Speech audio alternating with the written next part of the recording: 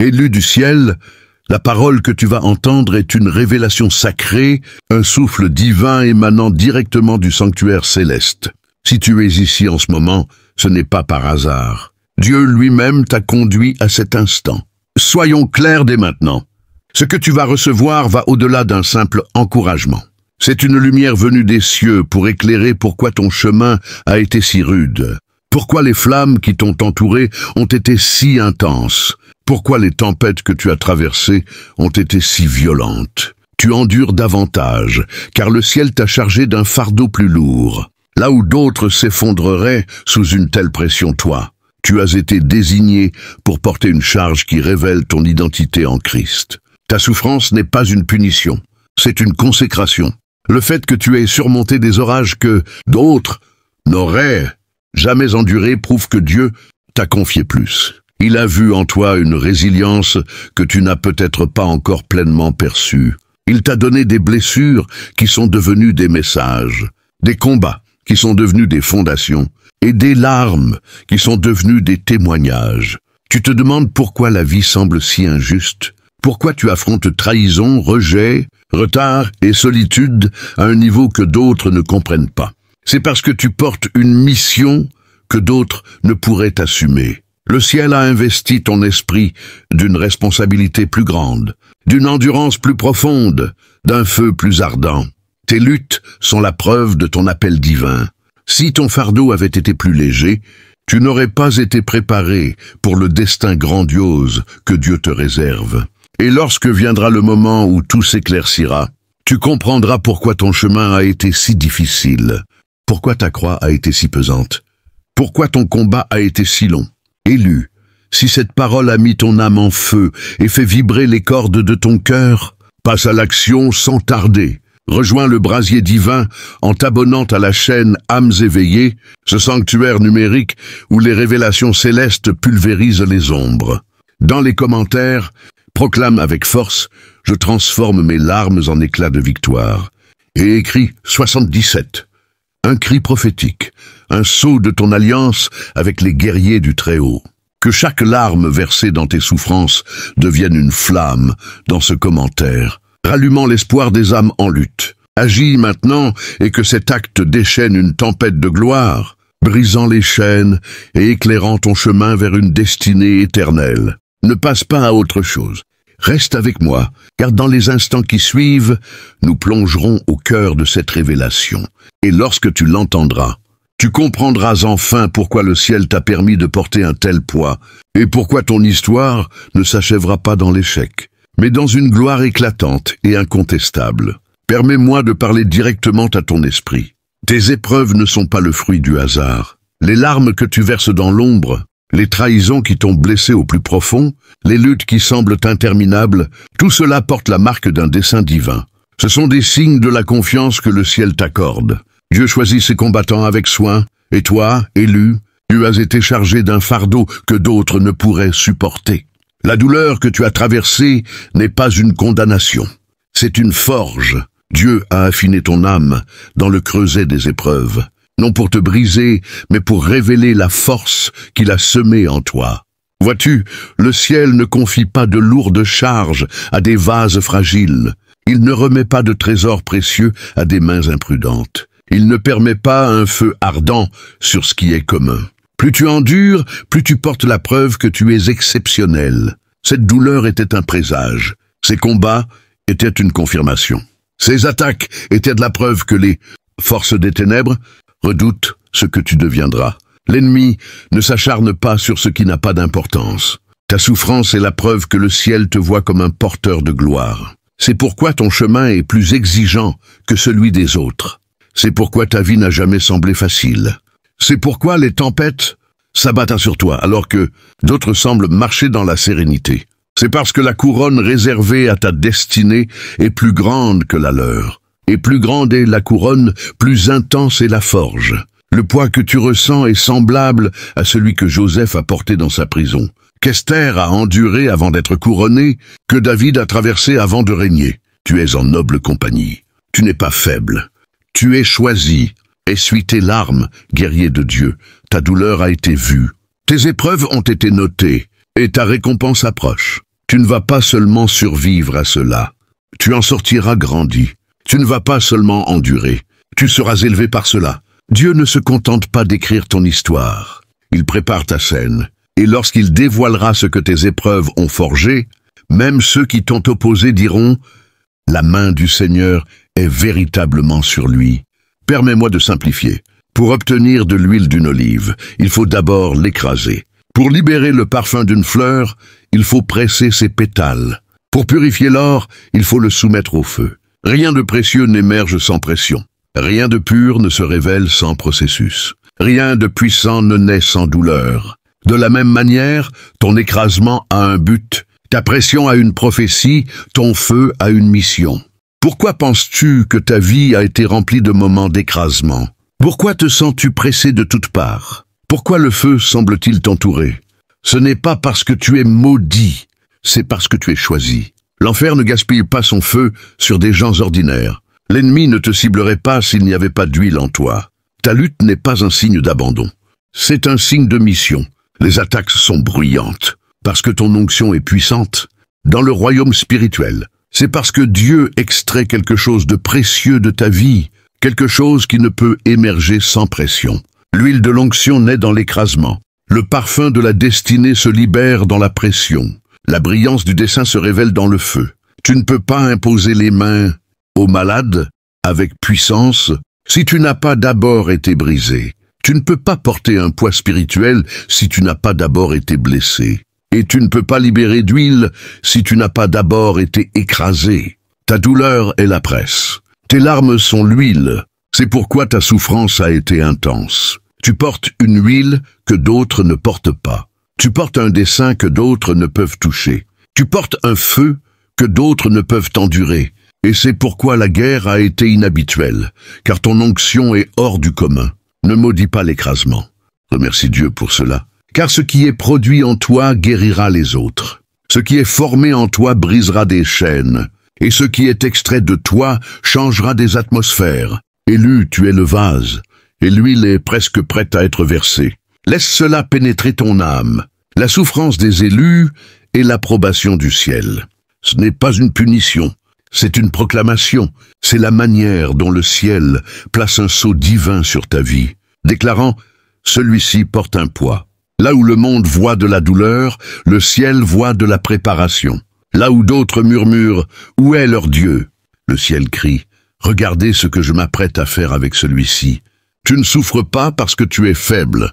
Tu souffres parce qu'on t'a confié quelque chose de sacré. Job n'a pas été attaqué parce qu'il était faible. Il a été attaqué parce que Dieu lui-même a témoigné de sa force. Dans Job 1,8, Dieu a dit à Satan « As-tu remarqué mon serviteur Job? Il n'y en a aucun comme lui sur la terre. » Comprends-tu ce que cela signifie? Dieu a recommandé Job pour la souffrance. Dieu l'a désigné à l'ennemi parce qu'il savait que Job ne céderait pas. Tes épreuves pourraient être le résultat de la confiance que le ciel place en toi. Tu as été choisi pour le feu parce que Dieu savait que le feu ne te consumerait pas, mais t'affinerait. Joseph n'a pas été trahi parce qu'il était maudit. Il a été trahi parce que son rêve était trop grand pour rester dans le confort de la maison de son père. Sa fosse, sa prison, sa douleur n'étaient pas des détours. C'était la direction. Chaque chagrin était une miette sur le chemin de son dessein. Chaque trahison était une marche vers le trône. Sans la souffrance, il n'aurait jamais comparu devant Pharaon. Sans l'écrasement, il n'aurait jamais préservé des nations. Et il en va de même pour toi. Ton chemin peut être douloureux, mais il est prophétique. Jésus n'a pas été crucifié parce qu'il était impuissant. Il a été crucifié parce qu'il portait le salut de l'humanité. Sa souffrance était la semence de la résurrection. Sa croix était le ventre de la rédemption. Ton histoire est la même. Si tu souffres profondément, ce n'est pas parce que tu es oublié. C'est parce que le ciel a placé sur toi un poids que l'ordinaire ne peut porter. Ta souffrance n'est pas un signe d'absence divine. C'est un signe de mission divine. Tu n'es pas brisé pour être enterré. Tu es brisé pour être construit. Laisse-moi te parler simplement pour que ton cœur comprenne. Tu portes une mission rare. Le ciel t'a confié quelque chose de plus grand que toi. Cette mission exige un brisement plus profond, un poids plus lourd, une préparation plus intense.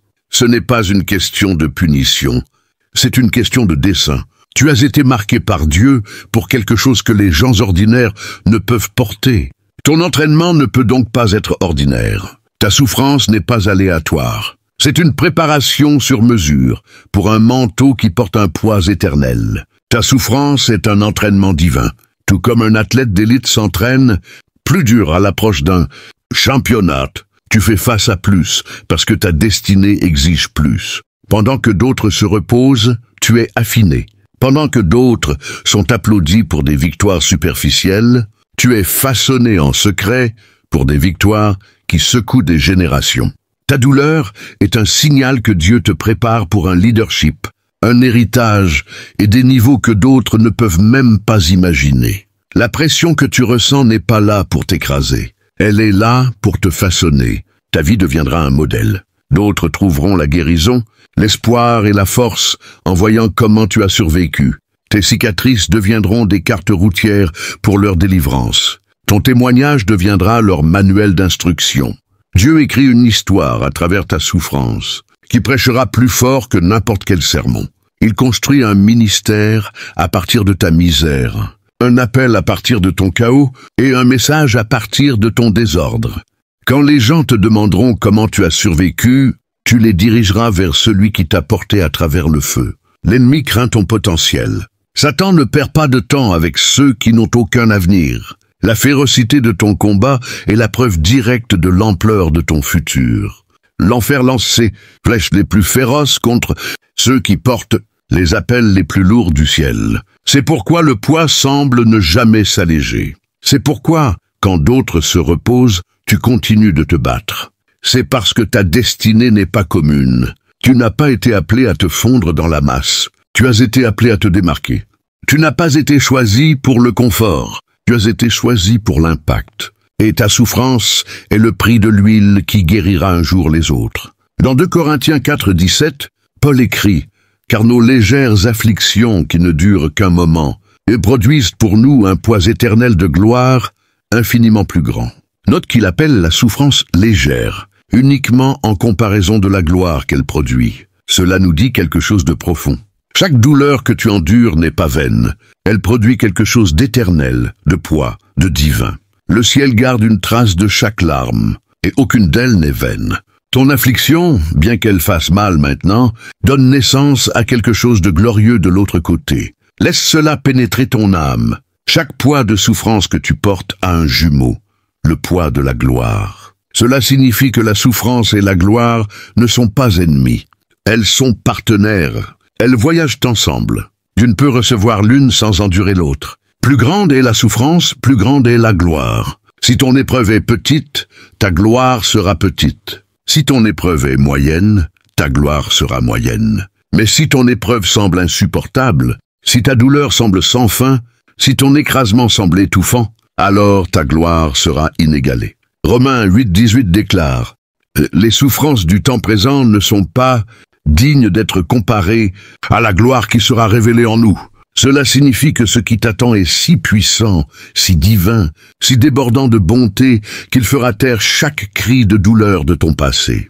Il apaisera les échos des chagrins. Il effacera les taches des traumatismes. Une gloire arrive qui rendra ta nuit la plus sombre comme un petit prix à payer pour une aube si radieuse. Élu, tiens bon. La tempête n'est pas ta fin, c'est ta préparation. Dieu n'essaie pas de te détruire. Il essaye de te confier davantage. Et la raison pour laquelle le poids semble si lourd, c'est que la gloire attachée à ta vie n'est pas ordinaire. La gloire engloutira la douleur. Le témoignage engloutira les larmes. La victoire engloutira la défaite. Et quand cela arrivera, tu sauras que rien de tout cela n'a été vain. Le poids et la gloire étaient toujours des jumeaux, nés pour révéler quelque chose d'éternel à travers toi. Comprends ceci. La souffrance n'est pas ton cimetière, c'est ton terrain d'entraînement. Cela peut ressembler à une tombe, mais le ciel y voit une salle de sport. Chaque larme que tu as versée, chaque nuit où tu as douté de ta valeur, chaque trahison qui a secoué ton âme, tout cela fait partie de la préparation. Dieu ne gaspille pas la douleur, il la recycle. Ce que l'ennemi voulait pour le mal, Dieu le transforme en force, en sagesse et en autorité spirituelle. Rien dans ta vie n'est aléatoire. Chaque moment de souffrance est une leçon. Chaque douleur est une mission, chaque perte est une couche de préparation pour ce qui vient. La prison de Joseph était sa salle de classe avant le palais. La trahison de ses frères, les fausses accusations de la femme de Potiphar, les années oubliées en prison, rien de tout cela n'a pu arrêter sa promotion. En fait, cela l'a qualifié pour elle. Le désert de David était son terrain d'entraînement avant le trône. Les lions, les ours, les cachettes dans les grottes pour échapper à Saül, ces épreuves ont façonné le cœur d'un roi. Il n'est pas entré dans la royauté par hasard. Il a été forgé dans la souffrance. La croix de Jésus était sa porte avant la résurrection. Il a été moqué, battu, percé, mais tout cela faisait partie d'un dessein divin. La croix n'a pas mis fin à sa mission. Elle l'a accomplie. Ta souffrance n'est pas là pour te tuer. Elle est là pour te qualifier. La douleur que tu endures n'est pas une punition. C'est une préparation. Tu as demandé à Dieu de t'utiliser. Tu as prié pour ta destinée. Tu as crié pour plus grand et Dieu t'a entendu. Mais avant la couronne vient l'écrasement. Avant l'appel vient la coupe. Avant la plateforme vient la pression. T'es façonné, modelé, affiné. Parce que ce qui repose sur ta vie exige un poids et une profondeur spirituelle. Une préparation superficielle ne peut soutenir un dessein profond.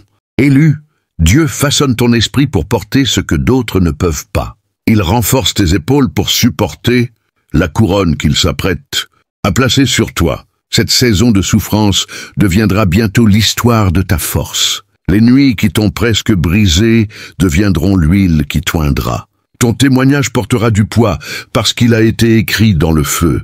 Et quand tu émergeras de cela, tu ne seras pas seulement guéri. Tu seras digne de confiance.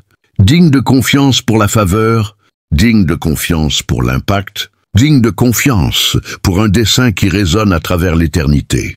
Laisse-moi te donner des vérités qui ancreront ton esprit. Arrête de demander « Pourquoi moi ?» Commence à demander « Qu'est-ce que le ciel construit en moi ?» Chaque bataille construit quelque chose d'éternel en toi. Chaque douleur a un but. Ce qui ressemble à de la destruction est en réalité un développement divin. Dieu n'essaie pas de te détruire. Il creuse profondément pour construire une fondation assez solide pour porter le poids de ton avenir. Regarde au-delà de la douleur pour voir le processus. Regarde au-delà de la souffrance pour voir le façonnage. Tu n'es pas enterré, tu es construit.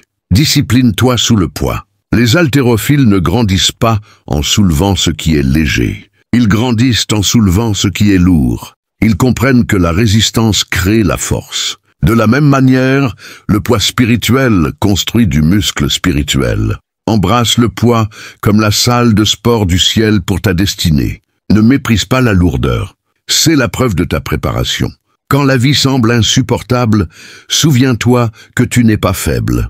Tu es entraîné pour quelque chose d'inhabituel. Les géants spirituels ne naissent pas dans la facilité. Ils sont forgés dans la lutte. Les gens jugeront mal ta souffrance. Ils supposeront que ta douleur est une punition.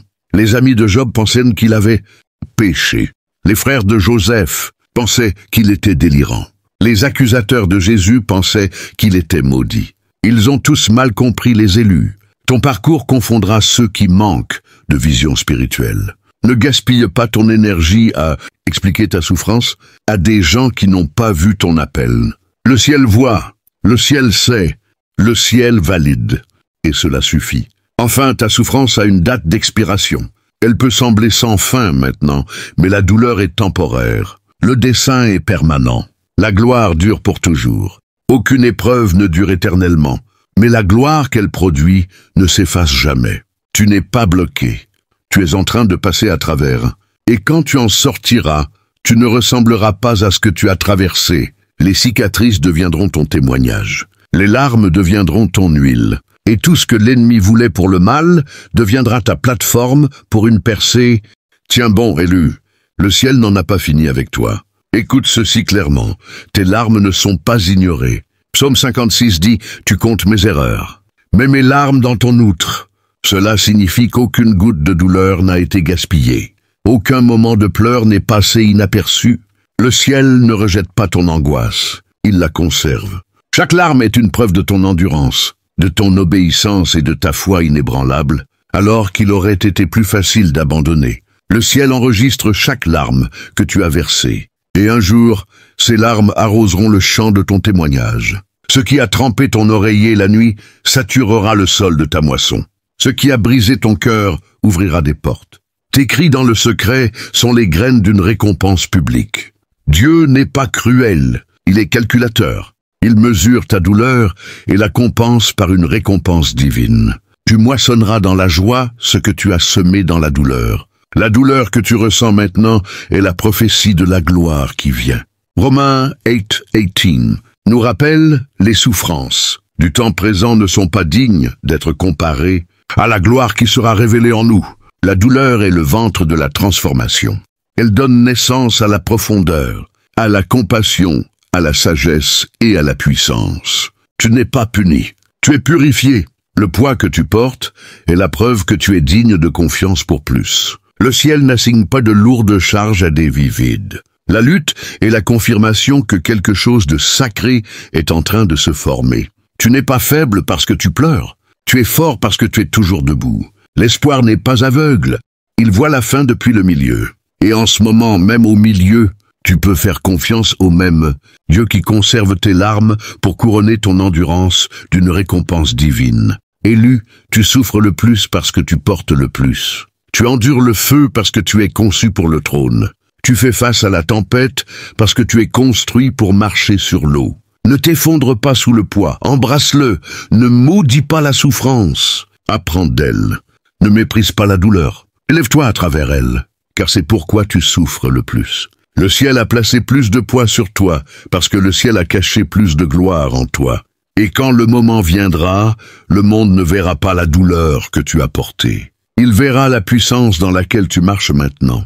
Et maintenant, alors que nos voix s'élèvent encore dans l'écho de cette prière collective, sens-tu cela, élu?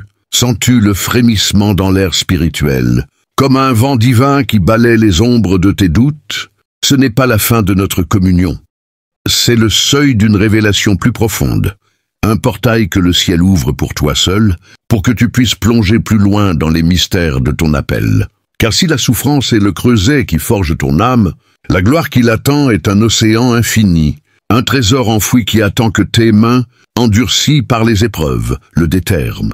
Laisse-moi te guider plus avant. Car le Seigneur ne nous a pas appelés à une simple survie, mais à une renaissance éclatante où chaque cicatrice devient une étoile dans la constellation de son royaume. Pense à cela, guerrier du ciel. Ta douleur, que nous avons explorée comme un sceau divin, n'est pas seulement une marque d'identité.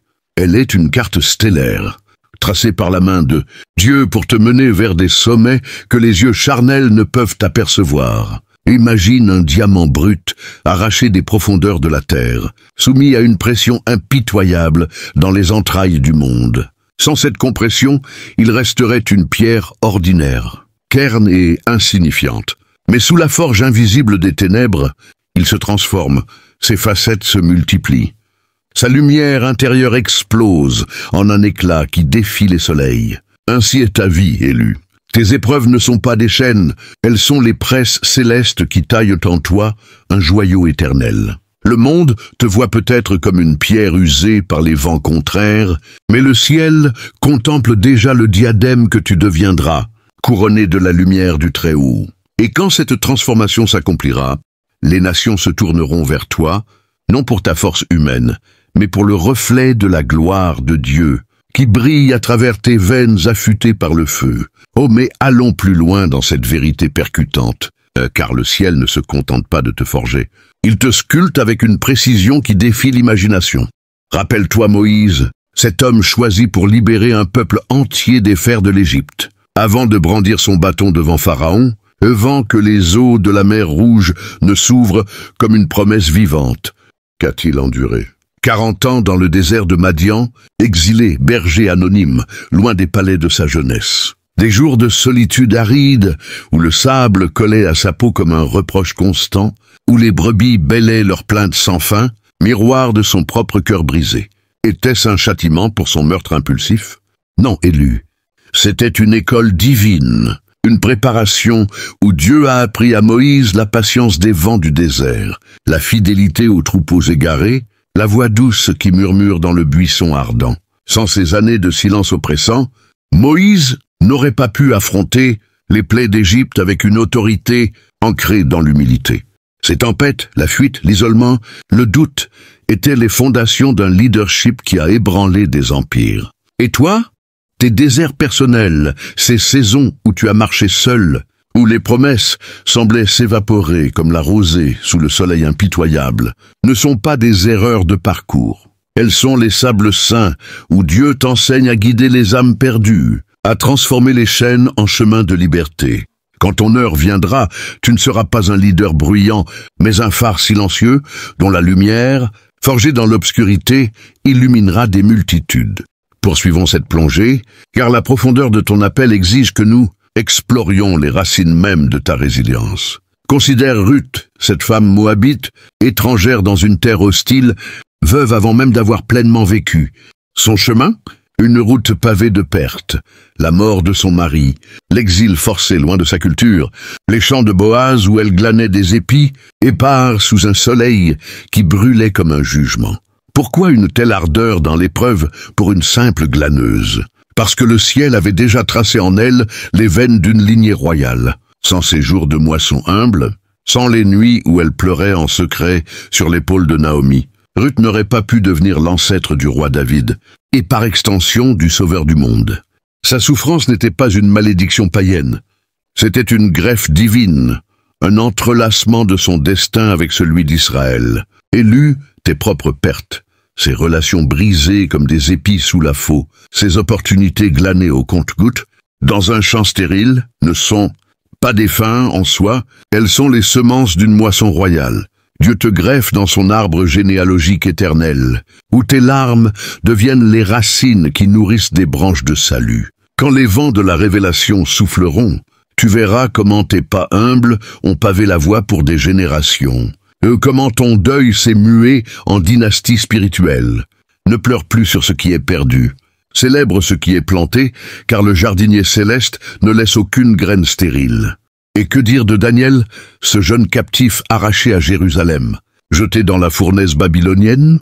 Ses épreuves, des lions affamés rugissant dans l'ombre, des décrets impitoyables qui menaçaient sa foi, des visions apocalyptiques qui pesaient sur son esprit, comme des montagnes mouvantes. Pourquoi un tel feu pour un simple interprète de rêve? Parce que le ciel l'avait choisi pour révéler les secrets des empires, pour prier 3 fois par jour face à une idole d'or imposante, pour défier les rois avec une intégrité qui faisait trembler les trônes. Sa fosse au lion n'était pas une tombe prématurée, c'était un amphithéâtre divin où sa fidélité a fait taire les bêtes et éveillé la crainte de Dieu chez Nabuchodonosor lui-même. Élu, tes propres fosses, ces moments où les ténèbres semblent refermer leur mâchoire sur toi, où les autorités du monde te jugent indésirable, où les visions que Dieu t'a données paraissent trop lourdes pour ton cœur, ne sont pas des pièges mortels. Elles sont des arènes où ta prière devient un rugissement plus fort que celui des fauves. Le ciel te place là non pour te dévorer, mais pour démontrer que la paix de Dieu est plus puissante que les chaînes forgées par l'homme. Quand tu en sortiras, les rois de ce monde, tes supérieurs, tes détracteurs, tes pères, s'inclinent non devant toi, mais devant le lion de Juda qui rugit à travers ta vie intacte. Allons encore plus profond, car le sens spirituel de ton chemin ne s'arrête pas aux héros bibliques. Il s'enracine dans la trame même de l'univers créé. Visualise un arbre majestueux, un cèdre du Liban dont les racines plongent dans les abysses rocheuses. Pour grandir ainsi, il doit affronter des saisons de sécheresse impitoyables, où l'eau semble se retirer comme un océan en colère, où les vents hurlants arrachent ses branches tendres. Pourtant, c'est précisément dans cette aridité que ses racines s'étendent, cherchant les sources cachées, se fortifiant contre les tempêtes futures. Sans ces années de soif, il resterait un arbuste frêle, incapable de dominer les vallées. Ainsi, tes saisons de sécheresse spirituelle, ces périodes où la parole semble distante, où les prières rebondissent comme des échos vides, où la joie s'évapore comme une brume matinale, ne sont pas des abandons. Elles sont les extensions radicales de tes racines dans le rocher éternel.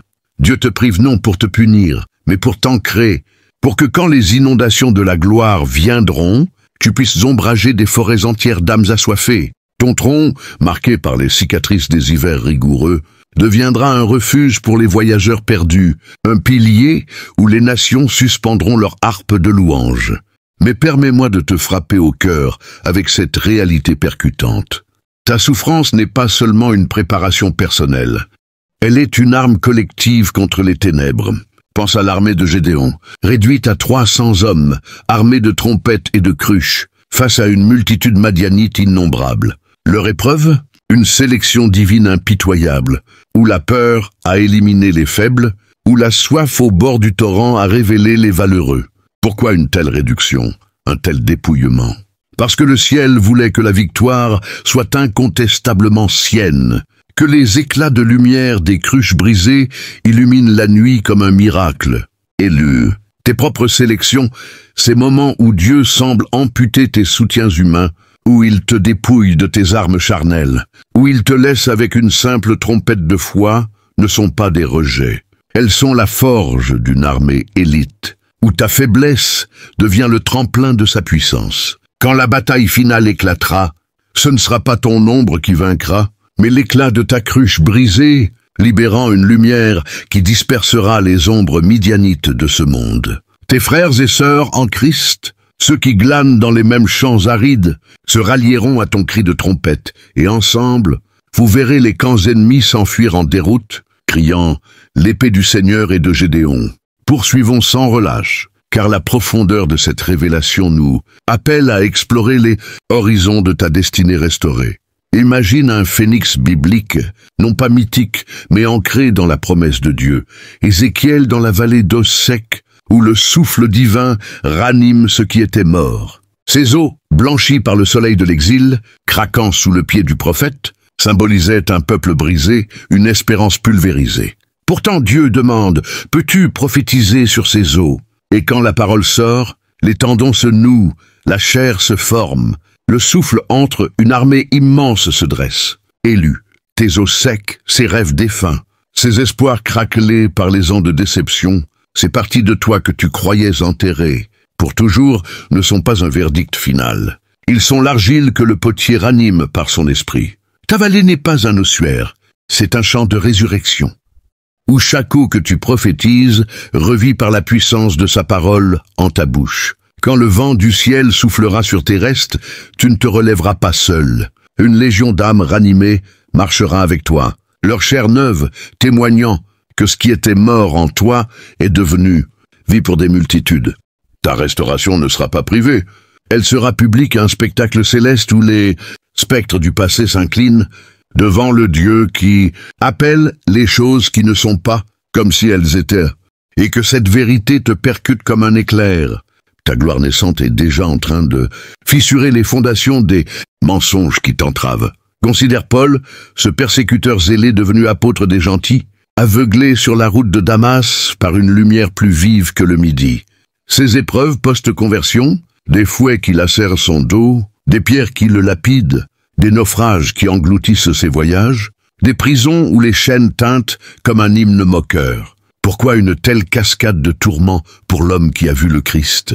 Parce que le ciel forgeait en lui un messager dont les épîtres traverseraient les siècles, un cœur dont les épines dans la chair, ce aiguillon de la Satan, le gardait humble face à des révélations ineffables. Élu tes propres aiguillons.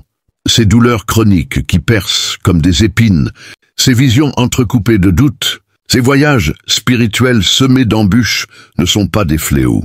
Elles sont les gardes du corps de ta gloire, te rappelant que ta force est faite parfaite dans la faiblesse. Quand tu écriras ton épître vivante, non sur du parchemin, mais dans les vies que tu touches, les échos de tes chaînes brisées résonneront comme un évangile. La grâce suffit. Le monde lira en toi non un héros invulnérable, mais un vase fissuré par où coule la lumière infinie. Allons encore plus loin, car le ciel nous invite à sonder les abysses de l'amour divin qui sous-tend toute cette forge. Visualise le vigneron taillant la vigne, coupant les sarments stériles avec une précision qui semble cruelle. Jean 15 nous le dit, « Tout sarment en moi qui ne porte pas de fruit, il le retranche. Et tout sarment qui porte du fruit, il l'émonde, afin qu'il porte plus de fruits. » Tes tailles, ces relations arrachées, ces ambitions tronçonnées, ces saisons de stérilité apparente ne sont pas des amputations gratuites. Elles sont les ciseaux du Père et mon dent pour que le suc de la vigne divine coule plus abondamment en toi. Sans cet élagage douloureux, tes grappes resteraient petites, aigres, incapables de remplir les pressoirs du royaume. Mais maintenant, élu, sens le jus de la promesse monter en toi, une vendange abondante, où tes fruits, amour, joie, paix forgés dans la taille, inonderont les nations d'un vin nouveau. Quand la moisson viendra, les tables du banquet messianique se couvriront de tes grappes, et les invités, assoiffés de vérité, boiront à la coupe de ta vie émondée, proclamant le vin que tu as gardé jusqu'à maintenant. Oh, mais ne t'arrête pas là.